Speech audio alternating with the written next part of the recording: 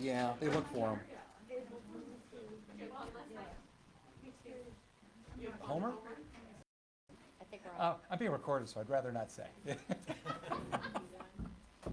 Good morning, everyone. It's Tuesday, 9:30, February 1st. If you'd all please rise and join me in the Pledge of Allegiance. I pledge allegiance to the flag of the United States of America and to the republic for which it stands, one nation, under God, indivisible, with liberty and justice for all.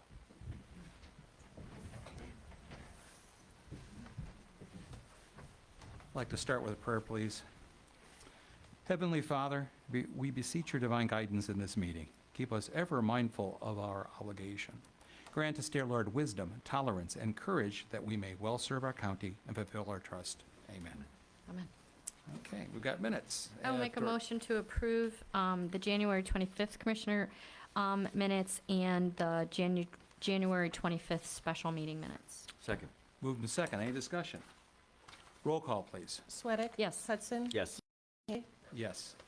We do have a Commissioner's ruling regarding an application for a waiver from designation requirements. That was the product from the special hearing that we had last week regarding a waiver of flow control, filed by Alan and Kathleen Naiman. We have the findings and facts and conclusions of law stated here. Is there any discussion on this? Is there a motion? I will make a motion to approve. Legal counsel had suggested we could, I think the motion should be to deny the application. Oh, I thought you meant, I thought, Right. okay, to adopt. Got okay. it. I don't want to put words in my. okay. Thank you. Got it. Thank you. I was making a motion to approve the conclusion, so I will make a motion to deny the application. Okay. You might make the motion to deny the application and adopt the findings. In fact, I will make a motion to deny the application and adopt the facts and findings of law. Second. given discussions to make it clear, we don't do this very often. Yeah. In fact, it has not occurred with any of my memory of going through this procedure. So I know we've done industrial, but not to the conclusion where this board, acting as the board of the Medina County Solid Waste District, making this finding. So hence, clear that we're denying the request for a waiver, but we are adopting and supporting the findings of fact and conclusions of law. Yes. Okay, so. Yes, and I would also Go ahead. like to add that our solid waste plan does not allow for waivers of residential waste, which is what is being requested here. And it greatly concerns me, even though this is one person that is asking for this, that if we allowed something like this, it would create a precedent that would ripple across the county, and I do not think that is wise. Absolutely. Okay, any further discussion? Hearing none, roll call, please. Sweattick? Yes. Hudson? Yes. Hambley? Yes. All right, very good. We do have open up for public comment regarding any pending resolution. Anyone here? Hearing none? Okay, we have got resolutions. Karen, first up, Human Resources Director. Good morning, Holly. Good morning. First resolution is our personal changes resolution. We have a new hire in transit, promotion in sanitary, 2 rate increases, 1 in transit and 1 at office for adults. A leave of absence in the building department, a probationary removal in transit, and a resignation at Job and Family Services. Second resolution is amending the table of organization for the Department of Job and Family Services. And the final resolution is authorizing an employee assistance program agreement extension with HEAP. I'll make a motion to approve the 3 resolutions. Second. Moved and second, any discussion? Hearing none, roll call, please. Sweattick? Yes. Hudson? Yes. Hambley? Yes. Thank you. Thanks, Holly. Thank you. Steve, All right. Steven's not here. Scott's going to present for him. Right, yep, Scott, you want to come forward? County Administrator. Good morning. I'm going to Good go morning. ahead and present Stephen's resolution, the Okay. 2 resolutions that I have. Okay, So the first resolution is authorizing a change order. This is for the internal protocol camera upgrades, video management at the Medina County Jail. They had designed a camera system last year, and as they were putting together the system, it was recommended that they change some of the switches out which adds an additional $20,801. So the contract is being increased from $244,491 to $265,282. The second resolution is entering into a temporary construction easement agreement with the city of Medina. This is the easement out by the fairgrounds. This is to allow them to continue some of the work on West Smith. And the second resolution, or the third resolution, is approve entering into an agreement to release a tower easement from property in Granger Township. So back in 1968, the county obtained an easement to build a tower on Ledge Road, and a tower has not been built. In talking to our consultant for our radio system, we currently have a tower about 1 to 1.5 miles away, and he indicated that a 90-foot tower on Ledge Road probably would not be of any benefit to us at this time. So he said it would not harm the county to release the easement on the property. I'll make a motion to approve the 2 resolutions. Three. Sorry, Three. 3, because he's got Stevens. Yeah, second. Moving to second, any discussion? Just one question, Scott. So $320 for the easement for the city, why don't we do it for $1? We're getting $320. I know, That I was know. the offer. That was the offer, and I took it. All right, take it. So All it's right, very good, temporary, very so- good. I just, $320 isn't gonna make or break it, and it'd be a good relationship thing, so, okay, I'm good. So am I. I'll make a motion to approve. We're- Oh, I already You already did. have. Jeez. Roll call, please. Sweattick? Yes. Hudson? Yes. Hambley? Yes. Thank you. All right, Thanks, very Scott. good. All right, thanks. Amy Lyon-Gelman, our Assistant County Administrator. Good morning. Good morning, Amy. I have 7 resolutions for your consideration. The first one is amending the appropriation measure resolution. The second is amending the 2022 appropriations resolution by transferring appropriations. The third is declaring Medina County property as excess property. The fourth is approving the transfer of Medina County inventory between various Medina County offices. The fifth is authorizing a legal services agreement with Bricker and Eckler to support the public health response to COVID-19 with coronavirus local fiscal recovery funds. This is so that we may ask them questions about eligibility for projects under ARPA funding. The sixth is allowing expenses of county officials. And the seventh and final resolution is approval of claims for the week in the amount of $1,543,479.01. I'll make a motion to approve the 7 resolutions. Second. Moved and second, any discussions?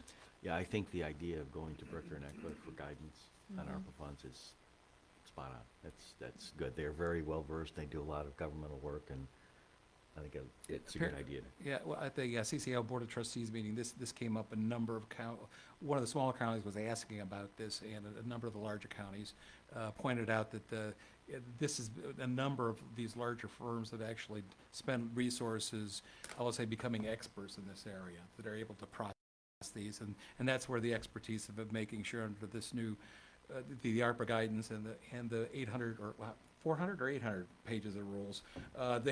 Several hundred. Yes, they are, in effect, they are becoming the experts in evaluating these proposals. And we're not using this for all of them, but we're using them for ones that specifically where we need that additional guidance. Yeah. I think that's. And it is significant money, and Yeah. to make sure we're all in compliance, it's well worth it.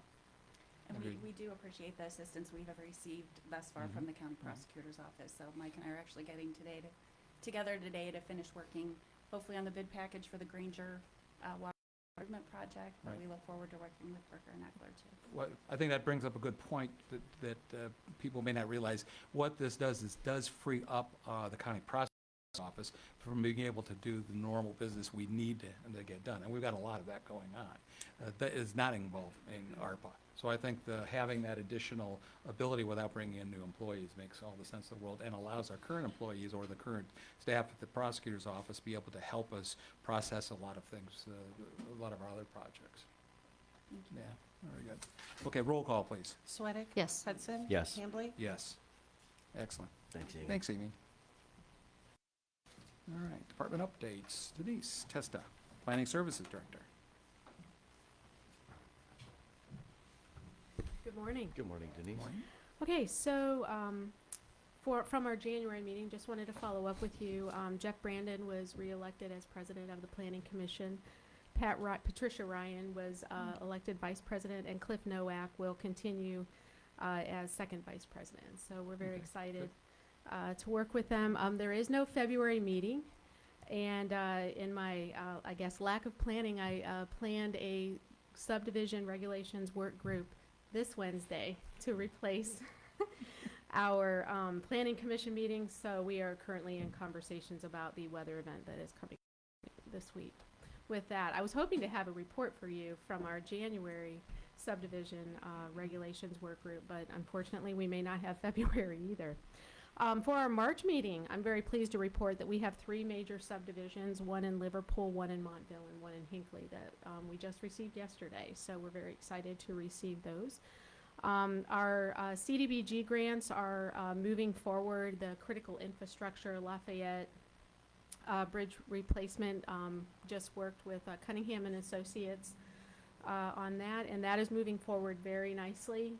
We are in the process of scheduling February meetings with our townships to kind of move forward some of the additional projects. Our projects this year include Lodi, Brunswick Hills, Montville, Wadsworth, and then Brunswick. The Brunswick project is complete, and the Wadsworth Homeless Prevention project is also complete. We've expended all of those funds, and then we'll work with the remaining funding throughout the year. We also did complete our briefing meeting for our monitoring visit for our CDBG file monitoring visit yesterday. So we are on track to complete that February 11th, which is their deadline for us. Are there any questions? Denise, on the Euclid Avenue Bridge, Yes. do you know when that will actually begin? When construction will actually begin? As soon as the weather breaks. I mean, we really want to start, sending out for bid review, and then awarding the bid really by April, May.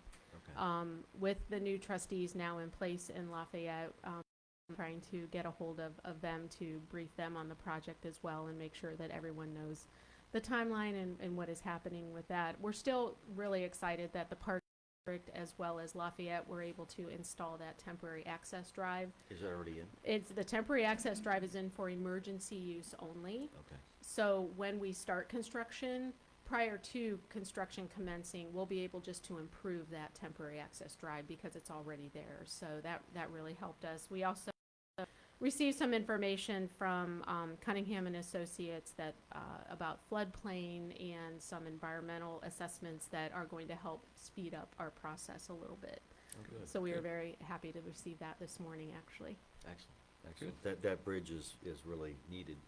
It's been a long time It is. Yeah. coming, so. It is. Yes, I've walked it several times, and I agree. All right. Okay, thank you Thank you, very Denise. much. All right. Thank you. Next, Laura Toth,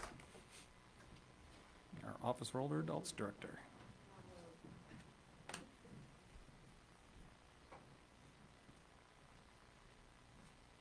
Good morning. Good morning, Laura. Let me pass out some paperwork there for you. Got them bound by paper clips. It's been a really busy month at Office for Older Adults. We've had to basically postpone all our big events that we had in January to February. So our Senior Expo is now February 18th. Thank goodness it's not this Friday. We do have a event planned for Friday, an event with the Hands Foundation, where they give out blankets. They have this whole presentation. But I think that may have to, again, be postponed. We'll see. They're asking me about it, and I'm like, well, we'll have to see. So that might be postponed again. So the Senior Expo on the 18th, it's going to be in Brunswick It's in Brunswick at the, Center, and what time does it start? 9:30, Till? 12. Okay, thank you. Okay. It's a quiz. We were able to have last month a pajama party and all of our regular activities in Brunswick and Medina. Just the very large events we postponed. Much of our business this past month has come from people wanting tax information. Yes, we're still taking tax statements, but folks need to call. There's only a handful left, and there's 2 dates in April that are open, and every February to April is full. It filled up in a week. These are AARP tax appointments, tax volunteers, and they decided not to have a Brunswick site this year, which is why the Medina site's filling up so quickly. So they will take place Mondays and Wednesdays at the Medina Library. We are giving callers alternative for tax preparation. We have several places that give discounted tax preparation, and then the United Way has a VITA program, it's called, and they're having 3 locations in Medina, 1 in Medina and 2 in Lodi.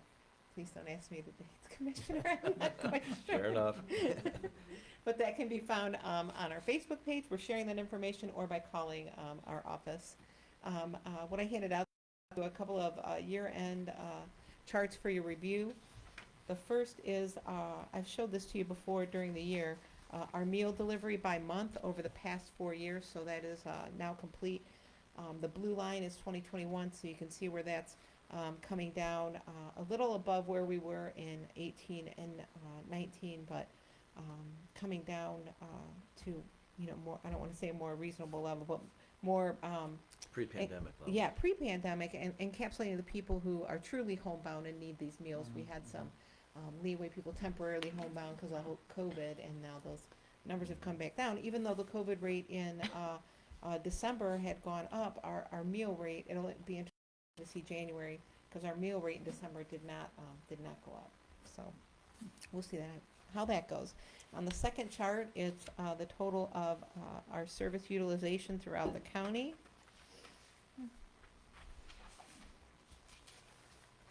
There aren't really any surprises here. We did go over 50,000 meals. 53,207 meals were served in the county. 5,638 transit rides were provided. That is still about 3,000 low. We're working on ways to build that back up, but that is surprisingly still down. Seniors are not utilizing transit as much as they used to, and I'm trying to figure that out. I'm working with Shannon to try to advise ways we can use more of those units. And then 1607 for congregate meals, but we just started those in July, and we did not have Wadsworth until January 1. So those numbers will come back up. And then on the third page, this is unduplicated clients, and they really mirror the service provision. We had the most clients in the city of Medina, followed by Brunswick, and then Wadsworth.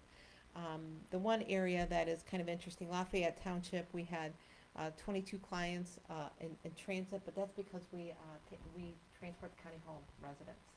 So there's where a lot of those clients came Right. from. So if you look at this chart, you're like, why is that so big in Lafayette Township? It's because of the county home. Finally, I want to share with you that Faith in Action has turned over all of their volunteer operations to Office for Older Adults effective today. So we are just bringing over their volunteers and their clients, and some of the volunteers might be confused, but a volunteer's duty won't change. They'll have the same volunteer responsibilities.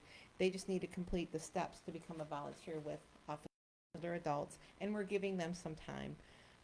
So it'll be a bit of an adjustment for the clients and the volunteers. They were under 20 active volunteers and under 20 clients, so it is something that we can encapsulate, and we are hoping to build those kind of short transports that transit are unable to take, errands that seniors might need, things of that nature. Is the organization dissolving? After, I believe, February or March, sometime in 2022, they will be dissolving. We are, our foundation will be taking over 2 of their fundraisers, so that's very exciting. So their last fundraiser this year will be Dancing with the Stars, but they're also known for their Twin Sizzler on the 4th of July. The Medina County Senior and Adult Foundation will be doing that Twin Sizzler. And then next year, we'll be taking over Dancing with the Stars. So the fundraisers will still be going forward, but Correct. the money will be going to the senior. Correct. Very good. So we're really excited about that. I know that I was a Faith in Action volunteer, and my job was to take mail from somebody's congregate mailbox to their home for actually 2 ladies, and I did that for like 5 or 6 years. And it took very little of my time. I went after work, stopped by the mail, was on my way home, stopped by the mailbox and delivered their mail and said hi. And they didn't have the support system to do that. So I know that's something that definitely, kept them independent in the community because they were able to get their mail and, take care of business. But, just those little errands like that. So if anybody's interested in volunteering, I would have them call Office for Older Adults. I'd point out, prior to we had a combined human services levy. Yes. What this has enabled us to do is, as a nonprofit, if you will, declines a little bit or goes through this process, we're able to actually pick up. That need is still out there. Yes. Those volunteers are still out there. Now they're actually, will be coordinating it and helping provide those services through the Office for Older Adults. So in a way, we would not have had this available a number of years ago. Now we do, and I think that's why I asked Laura to make sure she came and talked about how important that is. And likewise, to continue to support when we have to go back to the ballot for the Human Services Levy that supports our Older Adult Center. Absolutely, and without that human services, there is a cost of time and staff and things like that we never would have been able to afford if we aren't supported by the levy. So I'm so glad that you pointed that out because it is something that we utilize every day and we're trying to provide services for people. So That's great. very appreciative. Thank you. Thank Thanks, you. Laura. Have a great month. Thank you. You too. All right. Next, Medina County Economic Development Corporation. Kathy is here to brief us. Morning. Good morning. Kathy. So, a couple weeks ago, I was here and mentioned we got a Good morning. grant. We're launching. So, Ways to Work is our new transit program that will be able to take individuals who don't have transportation to work to their new job. We will help them get employment so they will have meaningful careers. And they will also do financial counseling through the United Way Financial Empowerment Center. So now that they're making real career wages, we'll help them manage that money so that they can get a vehicle and get off the program. We're very excited to launch this with our partners. Our grant came from the Summit Medina Workforce Board, so we're very grateful that they saw the value in this program and gave us the money to do this. We have funding for 3 vans to start. How But much is the funding? We don't know yet. We don't have the offer Okay. letter, so officially we don't have the dollar number. All right. But we're persevering because they wanted us to start spending the money January 3rd, so we're already behind, But we've put the application out, so we are ready to start accepting applications. We have sent it out to 21 agencies around the county to get the word out that they can start applying. We have both an online application at everybodyworksmedinacounty.org, as well as they can request a paper application or they can download the paper application. So we want to make this as easy as possible for folks. And we're going to have that application period open for 3 weeks to get started. I don't know that it will close necessarily because the state is very excited about this program. So if we get more applicants than we can serve, we should be able to get more funding. So we're kind of excited about that prospect as well. So yeah, we've got the committee formed and we are running. Super. So what is the site again to go to? Everybodyworksmedinacounty.org. .org. So if they go to that site, then they can get the application, Right. they can sign. Big banner right at the top that Okay. says, go apply for Ways to Work. And the program then would provide a vehicle through the program Mhm. to a person then that would be able to carpool with themselves and others to Right. go to their place of employment. Each right? vehicle can handle 6 people, assuming one of them has a valid driver's license and we can hire them to drive. If we can't, then we'll have to provide a driver and it'll only be 5. But we have high hopes we'll have somebody in the pool that'll be able to drive. Right. Okay. Good. Great. Thank you. Thank you. Super. Thanks. All right. Do we have Commissioner's commendation? We have a commendation for Stephen Naviadomi. Did I say that right? Close enough? Okay. For his 26 years of service with Medina County, whereas it come to the attention of the Board of County Commissioners that Steve Naviadomi has retired from the Medina County Sanitary Engineering Department on January 28th, 2022, and whereas Steve was hired on April 15th, 1996 as a wastewater treatment plant maintenance worker, and whereas Steve was a loyal and steadfast member of the maintenance crew for the Ken W. Holtz Water Reclamation Facility. He drove many miles all over the county, checking and maintaining each of the sewer lift stations. He was very knowledgeable of diesel engines and maintained all of the generators, keeping them in good working order. And whereas Steve's many years of service in the county to the county residents is greatly appreciated, and whereas the Board of County Commissioners wishes to recognize and honor Steve for his commitment and diligent work during his career in the wastewater division of the sanitary engineer. Now, therefore, be resolved by the Board of Commissioners of Medina County, Ohio, that Steve Neva be and is hereby commended for his 26 years of service with the Medina County Sanitary Engineering Department. Be it further resolved that the board wishes to take this opportunity to offer best wishes to Steve for his retirement. I'll make a motion to approve. Second. Moved and second, any discussion? Steve's not here, so we'll obviously make sure we get this to him. Just say thank you for your service, Steve, Amen. for 26 years, and hope you have a great retirement. Absolutely. Roll call, please. Sweattick? Yes. Hudson? Yes. Hambley? Yes. All right. We do have another resolution reappointing members to the Medina County Community Improvement Board, the CIB Board. This is for the purpose of distributing the tax revenues from the permissive sales and use tax that's levied, the voters approved back in 2007. That goes to our schools. The Medina County Board of Commissioners determined the following individuals shall be reappointed to serve: Dennis Hanwell for the City of Medina as mayor, Thomas James, Village of Seville resident, Robert Halsko, Medina County Educational Service Center superintendent, Michael Kovac, Medina County auditor, Richard Monroe, York Township trustee, Carol Carter, Seville mayor. It acknowledges the following reappointments by the City of Brunswick have also been made: Carol DeForest, Donald Mall, and Nancy Zelli, and with their terms to expire March 7th, 2025. I will make a motion to approve. Second. Moved in second, any discussion? Roll call, please. Sweattick? Yes. Hudson? Yes. Hambley? Yes, all right. Public comment. Okay, if done. Discussion session. Scott, you have anything? Just real quick, with the impending storm, we've changed our notification and our building closure procedures. I sent an email out today to all of you, the department heads, the elected officials, and the boards, letting them know that we're working with Christine Fazzi on emergency management, and we're going to use the reverse 911 system to notify employees. So employees need to text the MC staff to the 5-digit code that was given, and then they will be put on the list, and then they will receive notification should we close the buildings on Thursday or Friday. Got Okay? Yeah, so from what I'm hearing, we are supposed to expect somewhere between 8 and 12 inches of snow on Thursday, and another 3 to 5 sometime Thursday and Friday.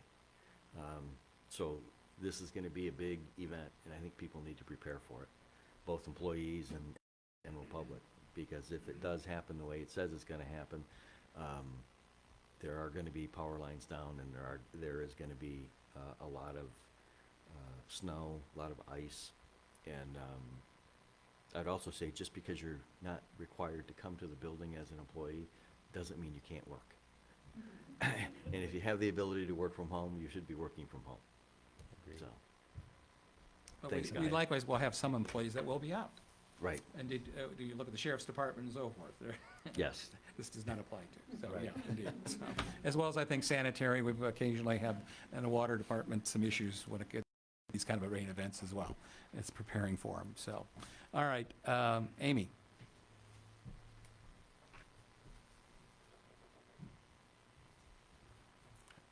So I wrote a memo to you to just summarize the past year's history of donations made to the SPCA. Tom Jenkins and Hub came in last Tuesday and spoke with Scott and I. Typically, they'll come in on an annual basis and ask for commissioner support in making a donation to them for the services that they offer to the community. In years past, the total dollar amount has been as much as $27,500 and has been as low as $10,000. So, in terms of budget, we usually do have it in our contract services budget line item to make a donation, but I did want to, this is new for me, I'm presenting it to you as a board, get feedback as to the dollar amount that would be considered, or if there's additional information you'd like me to secure from the SPCA, so you feel comfortable making that determination. When we were at the highest, just for clarification, that's when they took a lot of cats, now hitting crazy people, correct? So my understanding is that the change over to where there was the additional component that was the CAT contract was at that time that transition was to take place. So that's why it was dropped out. That's why it was originally increased. There's two components, the animal Going welfare and then, After they stopped taking it. and that I don't know, so I'm still gathering, information. My understanding is that in 2019 that a recommendation was made to reduce the donation because the animal shelter was suffering a deficit in terms of revenues, and there was discussion at that time about raising the licensing fees and so forth to try to make up for some of those losses. Now, last year, because the license process, typically you've got to get your dog license renewed by the end of January. Last year, that was extended to July 1, so we did suffer some revenue loss last year from penalties that we would normally collect. I did learn from Dell that he doesn't have his final numbers yet for January, since the month just closed yesterday, but it looks as if we are down in revenues. There's an opportunity he may make some of that up because he will begin collecting penalties. That deadline was not extended this year, so it's too soon to tell. So we could also, we may also recommend that a two-part donation be contemplated if there is the will of the board to donate something now, that perhaps half of what could be donated on an annual basis could occur now, and then we could reconsider in third quarter if we've made up lost revenues, a second donation. So, I was gonna say, I don't remember receiving that memo. I'm not sure when it came out.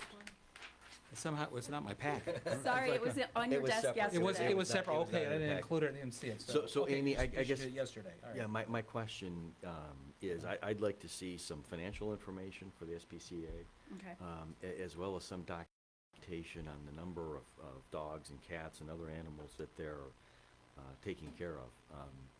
I can't make a decision as to whether to grant them any dollar amount without knowing what value they're bringing to the community. Okay.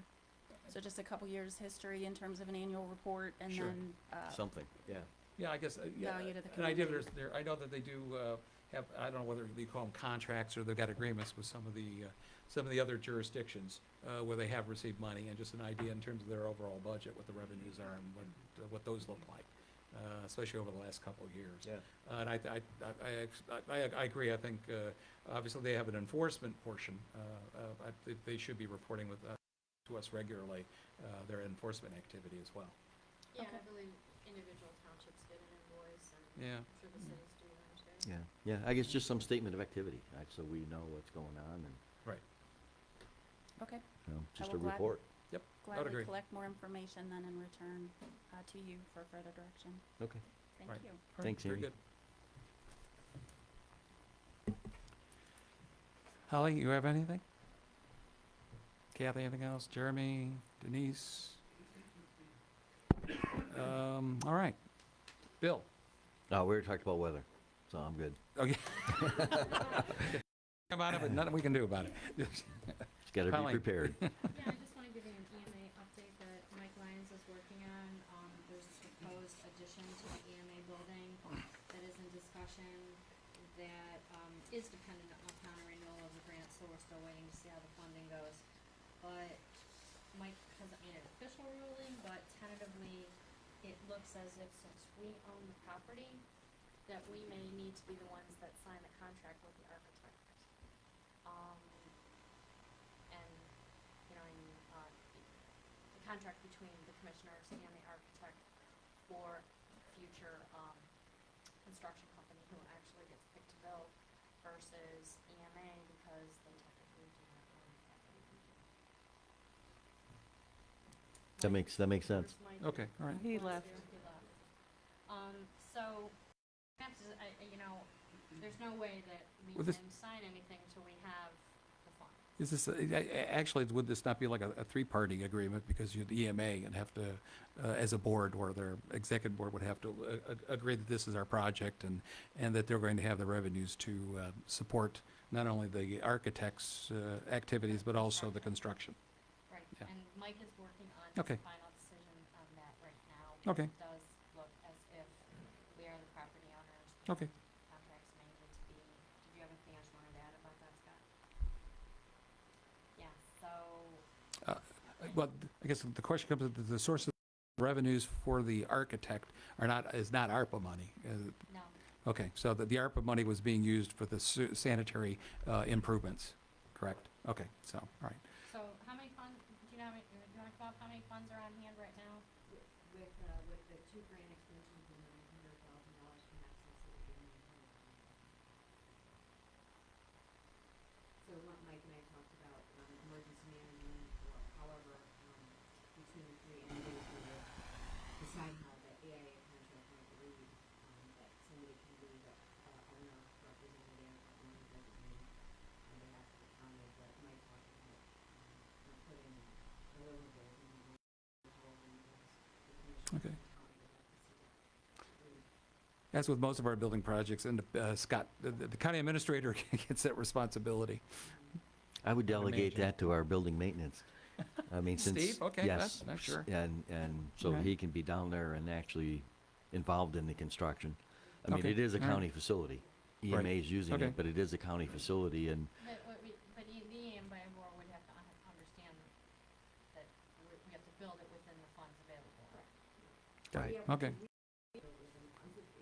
right. Even no matter who's over, overseeing it, right. Who, the funds are the funds. Well, right now, we're just talking about the architectural services. The architect come out and do that, and then if for some reason there's change in the funding, then you basically hold off on moving forward till you address that reduction in funding. Got it. So Okay. Mike's gonna get back to us when he's Okay. finalized his decision. All right, very good. Anything else? That is it. Okay, yeah, I wanted to bring up, we talked yesterday, or excuse me, last week about Broadband Access Ohio membership. As I understand, was informed by Bethany Detler that they're moving up from an associate member to a regular member, which means they're going to be a member of the board. The question remains as to what level we want to be a member. I think, did I share with you the list of yes. members? I- Okay. I think we agreed to be a regular. Okay, right, okay, but there's a list of who all are members, Columbus, I think, Summit County, Fairlawn Gig, and so forth, so, Never meet, we gotta vote. we have a Right. vote on the board. Right. Correct. Yeah, some of the larger entities are sponsoring members, so at this point, there's a meeting on Thursday, but I just wanted to verify that you're comfortable with moving forward, so essentially, Medina County will have 2 votes on the board, so, okay. Steve, who will be the contact, the main contact? That I was a vote good for the question. president of the board. Yeah, president of the board would be fine, so, 'cause that means next year it'd be her, so. Right. That would be fine, okay, all right. All right, and I can always delegate that to Scott anyway, right? He's gonna be building. I know, he's busy. Okay, the other was, we did receive correspondence, and I know that in the office, I'm bringing it up just to make it clear publicly, issues with the construction over in Montville Township. That's not me this time. It was, yeah, what the heck? It hasn't done that before, I apologize. Anyway, so there's some issues. I know that they've been appealed to us. We've received a number of calls from residents regarding the construction problems out there. There were some issues in improper markings for some of the utilities, such as the water service line, as I understand it, where there were some mistakes, and given what's been going on with the weather, it's understandable, and just the nature of construction. And I know the township trustees have pushed very strongly to get these residents and get this built. So I know the communication came to hear that they're county employees, or that we have a role to play, just making it clear they're not county employees. It is that they're working for a contractor that is working for the Medina County Fiber Network, which is actually part of the Port Authority. So this is not one where the commissioners have direct relationship. However, as I understand that they are Lit Communities, the contractor, and Medina County fiber network are having conversations with the Montville Township trustees to see if they agree that for the period of time while we have this inclement weather and we have these bad conditions, that they cease that fiber construction at least until the weather improves. So I just want to make that as part of the public record, and hopefully any individuals that have concerns can contact the Medina County Port Authority, Medina County Fiber, but likewise, they can also contact the Montville Township trustees regarding this issue. They were trying as best they could to move the project forward, but given what's happened to weather and some other construction issues, it's not been ideal. Obviously for completion of that. And I know that a lot of people have been upset with some of the utility lines have been cut and disrupted and so forth. And I think what they're trying to do is to move this as quickly as possible, but the weather is just the biggest enemy here. And I think I just wanted to bring that for discussion, put that part of the record, and let people know. Yes, we understand, but we can't declare that they can't move forward. They are a contractor working to complete under the obligations of their contract to try to get this fiber in, and they are going to continue to work with the appropriate property owners as well as the local government, being Montville Township, to accomplish that. And Montville Township trustees have been excellent about keeping up with information about this project for a Yeah. long time. Yeah. Their communication has been great. Safety is paramount, and they need to be cognizant of the safety of their employees and the safety of the public, and take appropriate action. And if that action is to not work, then they should not work. Agreed. The fiber will come. Yeah, well, just a little slower than Right. than it hoped, It will still come. but indeed. All right. I've got nothing in addition. We do need a motion to go into executive session. I will make a motion to go into executive session to consider the appointment of a public employee / official and compensation of a public employee. Second. Moved and second. Roll call, please. Sweattick? Yes. Hudson? Yes. Hambley? Yes. Thank you, and everybody, have a safe week. Enjoy the snow. Yeah.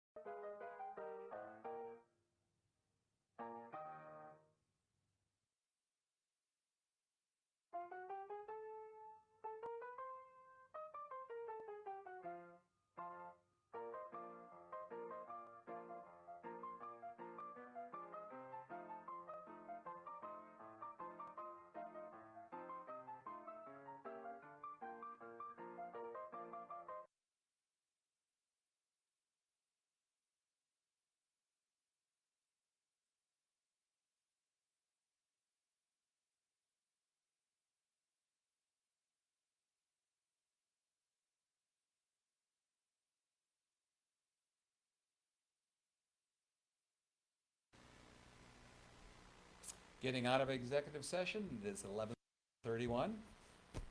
Is there a motion? I will make a motion to adjourn. Second. Roll Stay call, please. safe. Colleen? Sweattick? Yes. Hudson? Yes. Hambley? Yes, be safe, be warm. Watch the snow.